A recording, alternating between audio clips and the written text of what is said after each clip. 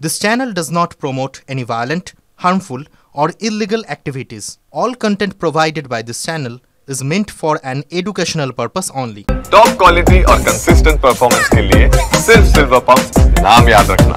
ভুয়ো job card বাতিলে দেশের শীর্ষে রয়েছে যোগী আদিত্যনাথের রাজ্য উত্তরপ্রদেশ। তালিকার নিচের দিকে নাম পশ্চিমবঙ্গে। গত 3টি অর্থবর্ষে দেশের কোন রাজ্যে 100 দিনের কাজ প্রকল্পে কত ভুয়ো জব কার্ড বাতিল হয়েছে? দুর্নীতির অভিযোগে রাজ্যবাড়ি গ্রেফতারের সংখ্যায় বা কত? লোকসভায় প্রশ্ন করেছিলেন তৃণমূল সাংসদ মালা রায়। মঙ্গলবার কেন্দ্রের পঞ্চায়েত ও গ্রামোন্নয়ন মন্ত্রক লিখিত জবাব দিয়েছে। কেন্দ্রের পরিসংখ্যান অনুযায়ী গত 3 বছরে উত্তরপ্রদেশে বাতিল হয়েছে 4.5 লক্ষের বেশি ভুয়ো জব কার্ড। বিহারে বাতিল হয়েছে 1 লক্ষের বেশি ভুয়ো জব কার্ড। পশ্চিমবঙ্গে বাতিল হয়েছে 6000-এর কাছাকাছি জব কার্ড। 2022-23 অর্থবর্ষ থেকেই বাংলায় 100 দিনের কাজের টাকা বন্ধ রেখেছে কেন্দ্র। তৃণমূলের প্রশ্ন, অন্য রাজ্যেও ভুয়ো জব কার্ড ছিল? বাংলার চেয়ে তা বহু গুণ বেশি। তাহলে সেই রাজ্যে বরাদ্দ বন্ধ না হলে বাংলায় বন্ধ রাখা হয়েছে কেন? বিজেপির বিরুদ্ধে রাজনৈতিক ষড়যন্ত্রের অভিযোগ তৃণমূলের। ভুয়ো জব কার্ডের তথ্য দিলেও কোন রাজ্যে কত গ্রেফতার সেই পরিসংখ্যান কেন্দ্রের তরফে দেওয়া হয়নি। 2024-25 আর্থিক বছরে পশ্চিমবঙ্গে মাত্র দুটি ভুয়ো জব কার্ড আইডেন্টিফাই হয়েছে এবং ডিলিট হয়েছে, যেখানে উত্তরপ্রদেশে 3421টা অনিয়ম থাকা সত্ত্বেও সেখানে টাকা দিচ্ছে, আর বাংলায় জেনুইনিটি থাকা সত্ত্বেও, ট্রান্সপারেন্সি থাকা সত্ত্বেও তারা টাকা আটকে দিচ্ছে। হাইকোর্ট বলেছে বাংলাকে এই বকেয়া টাকাটা দিতে হবে। সেখানে বলছে আমরা বিবেচনা করে দেখছি। বাংলার সঙ্গে শত্রুতা, বাংলাকে বৈষম্য, বঞ্চনা, প্রতিহিংসার মধ্যে রেখে দেওয়া, আর নিজেদের রাজ্যে অনিয়ম দুর্নীতি হলেও সেখানে ঢালাও টাকা দেয়া, এটা স্পষ্ট হয়ে গেছে। এখনো পর্যন্ত বাংলার সমস্ত ভুয়ো জব কার্ডের পরিসংখ্যান সামনে আসেনি। 2,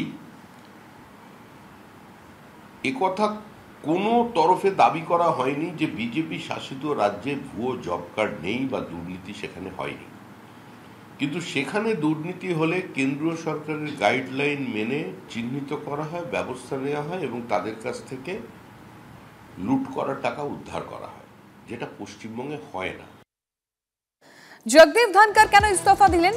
সংসদের বাদল অধিবেশন শুরুর দিনই কি এমন হলো? জল্পনার ঝড় বইছে দেশের রাজনৈতিক মহলে। কারো দাবি বিচারপতি যশবন্ত বর্মার বিরুদ্ধে বিরোধীদের ইমপিচমেন্ট প্রস্তাব গ্রহণ করাতেই ধনকরের উপর সরকারের অসন্তোষ। আর কেউ বলছেন বিজেপির অভ্যন্তরীণ রাজনীতি এর কারণ। বিভিন্ন তত্ত্ব নিয়ে চলছে জোর চর্চা। I will retire at the right time. August 2027. Subject to divine intervention. কথা ছিল 2027-এর আগস্ট পর্যন্ত পদভার সামলাবেন, কিন্তু 11 দিন আগে যে কথা বলেছিলেন সে কথা তিনি রাখলেন না। বাদল অধিবেশনের প্রথম দিনই উপরাষ্ট্রপতির পদ থেকে ইস্তফা দিলেন জগদীপ ধনকর। হঠাৎ হলোটা কি? মেয়াদ শেষের আগেই কেন ইস্তফা দিলেন ধনকর? জল্পনা ঝড় বইছে সংসদের ভিতরে বাইরে। সরগরম জাতীয় রাজনীতি। রাষ্ট্রপতিকে পাঠানো ইস্তফাপত্রে অসুস্থতার কারণ দেখিয়েছেন জগদীপ ধনকর। তার ইস্তফাপত্র গ্রহণও করেছেন রাষ্ট্রপতি। প্রধানমন্ত্রী নরেন্দ্র মোদীও তার সুস্বাস্থ্য কামনা করে এক্স হ্যান্ডেলে পোস্ট করেছেন। সেই সুরে কথা বলেছেন বিজেপি নেতারাও। উনি হেলথ গ্রাউন্ড বলেছেন, উনি এটা বড় মাপের ব্যাপার। He is a healthy man, I think his health is absolutely ওকে। কিন্তু বিরোধীদের মতে বিষয়টি এত সহজ নয়। অনেক রাজনৈতিক অঙ্ক লুকিয়ে আছে এর মধ্যে। सब ठीक ठाक है, मगर ये सरकारी बीमारी है, ये अजीब वायरस भाजपा में घूमती रहती है। मुझे इस सरकार की कुछ चीजें जो बेहद परेशान करती हैं, ओपेसिटी इनका हॉलमार्क हो गया है, गैर पारदर्शिता। 2022-এর আগস্টে উপরাষ্ট্রপতি পদে শপথ নেন জগদীপ ধনকর। তার হঠাৎ পদত্যাগের নেপথ্যে দিল্লি রাজনীতির অলিন্দে ভেসে বেড়াচ্ছে একাধিক তত্ত্ব। রাজনৈতিক মহলে প্রশ্ন, বিচারপতি যশবন্ত বর্মার অপসারণে বিরোধীদের আনা ইমপিচমেন্ট প্রস্তাব গ্রহণ করতেই সরকারের চাপে পড়েছিলেন কি ধনকর, নাকি বিজেপির অভ্যন্তরীণ কোনো রাজনীতি? ভোটমুখী বিহারের কথা ভেবে কোনো হিসেব নিকেশ? জল্পনা চলছে। সাইডলাইন করার জন্য রাজনাথ সিংকেও ভাইস প্রেসিডেন্ট করতে পারে নরেন্দ্র মোদী, এটাও আবার শুনলাম যে नीतीश कुमार जाते चीफ मिनिस्टर ना हो तार जন্য করতে পারে। तो somebody is resting, अब उस पर भी आप राजनीति कर रहे हैं, मतलब हद हो गई। राजनीति का लेवल दिन ब दिन नीचे गिरता जा रहा है। জগদীপ ধনকর পোড় খাওয়া রাজনীতিবিদ, জনতা দল কংগ্রেস হয়ে যোগ দেন বিজেপিতে। বর্তমান রাজনীতিতে তিনি মোদী শাহের ঘনিষ্ঠ বলেই পরিচিত ছিলেন। 2019 থেকে 2022 পর্যন্ত বাংলা রাজ্যপালের দায়িত্বে ছিলেন ধনকর। সেই সময় বিভিন্ন ইস্যুতে রাজ্য এবং রাজভবনের সংঘাত সংবাদ মাধ্যমের শিরোনাম হতো। আমি একটু ওনার সঙ্গে কথা বলবো না শারীরিক সুস্থতার ব্যাপারটা নিয়ে। পরিষদীয় রীতিনীতির ব্যাপারে আমাদের অনেক জায়গায় মতের মিল না থাকলেও ব্যক্তিগত স্তরে আমাদের খুব ভালো সম্পর্ক ছিল। বিরোধী শিবিরের কাছে রাতারাতি ভালো লোক হয়ে গেছিলেন ধনকর।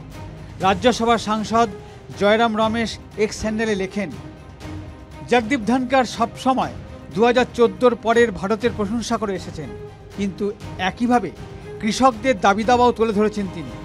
কার্যক্ষেত্রে ক্রমবর্ধমান অহংকারের সমালোচনা, বিচার ব্যবস্থার দায়িত্ববোধ মনে করিয়ে দিয়েছেন জগদীপ ধনকর। বর্তমান G2 সরকারের আমলে তিনি বিরোধীদের যতদূর সম্ভব জায়গা করে দেওয়ার চেষ্টা করেছেন।